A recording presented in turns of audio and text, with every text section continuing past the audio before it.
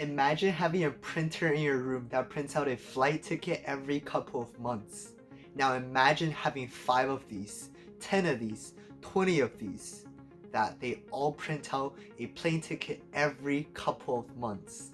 Today we're going to be talking about a very controversial topic. Should you get it? Credit card to cash in on the sign-up bonus?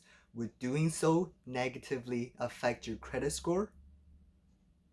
What is credit card churning? And what is this thing that they don't want you to know? We're gonna get into all of this in this video.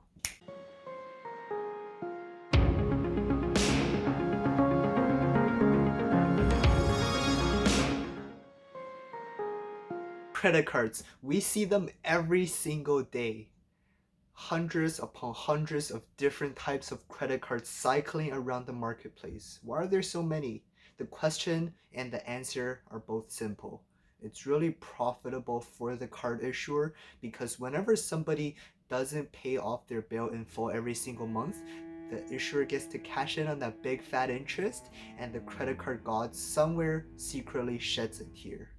So if you're one of these people that don't pay off your credit card in full every single month, this video is not for you. But if you're one of the few that's actually responsible with your spending, I'm going to share with you some of the ways you can actually use yourself to potentially rack up a lot of points fast. What I'm about to share with you is not what you think it is.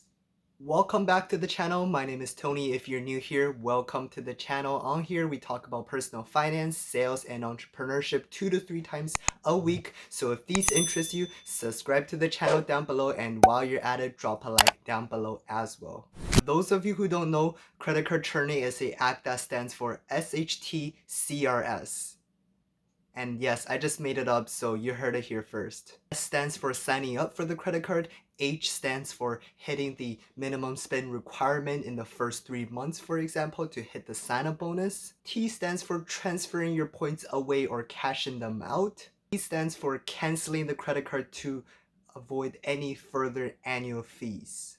R stands for repeat, so whenever the specific card lets you get the sign-up bonus again, could be a few months, could be a year, a few years from now, you can rinse and repeat the whole entire process. S is the most important step out of all, so listen carefully. It stands for smashing the like button if you haven't done so already. Those people that do this don't just do this for one card. They have a whole cycle of cards that they do this for. We talked about it in one of the credit card videos I made on how to travel for free using credit card points, which, by the way, if you haven't watched it, link above to watch that one first before coming back to this video. Basically, what I explained in that video is there's 2 ways of earning points: percentage point earning by spending, and sign-up bonuses, which is a big chunk that you get upon signing up. And from us doing the math, it's very clear that you get infinitely more points if you just focus on the sign-up bonuses rather than percentage of earning per spend. Just for this example, let's use the American Express Business Platinum card. For this card, the sign-up bonus gives you 75,000 points upon spending $7,000 in the first 3 months. And if you try to earn these 75,000 points using the point spending percentage, it's gonna be 1.25 point per dollar spent, and that's gonna take you literally $60,000 later to hit that 75,000 points. Knowing the sign-up bonus is the more superior one, what if I told you there's a way for you to get the sign-up bonus over and over and over and over and over again? There are literally people out there that keeps Excel spreadsheets of their credit cards, of their 20 credit cards that they do this with, and I'll go as far as saying that there are people out there that if you combine this with manufacturer spending, they can make upwards to $20,000 a year just from doing this. If you don't know what's a manufacturer spending, we're gonna leave that for another video because it is technically a gray area. But basically what it means is you use your credit card to buy something that's easily liquidatable, you liquidate it for cash, and then you use that cash to pay off your credit card. So their money basically goes around and around in a circle, and they don't actually spend any money, but they're racking up all these points. So technically this isn't straight up illegal. However, it is against most of these companies' terms and services, and it might raise some unwanted attention from your bank because it technically looks like money laundering. So don't do this, guys. It would be really irresponsible for me to hype this up without telling you the cons. If you open and close a credit card or credit cards all the time, although if you do it properly, it won't negatively affect your credit score all that much. All of those open and close credit cards will show up on your credit profile. On a side note, link above to see how credit scores are calculated and how to dramatically increase your credit score fast. So what that means is every time you go and apply for that same credit cards, it's kind of obvious, and it basically looks like you're that guy at McDonald's that just keeps going back with the same coupon to the same cashier every single 10 minutes. Because of this, doing this might jeopardize your relationship between the credit card issuer and yourself, and obviously they don't like people doing this, so this might cause shutdowns onto your account and sometimes even without warnings. Already some data points out there where American Express actually canceled people's accounts and gone with their points as well. So it's kind of scary, just in case you have like 100,000 points sitting there and knowing that one day it might all be gone. So this is the risk that comes with doing this. Is it fair? I don't think so. Is it legal? Yes, because technically when you sign up and somewhere in the terms and conditions, it did state that they can do this.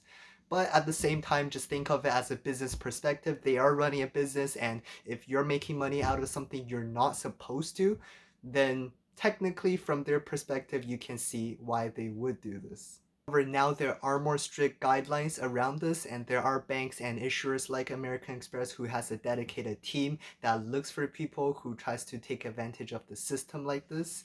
So there's the risk that comes with it.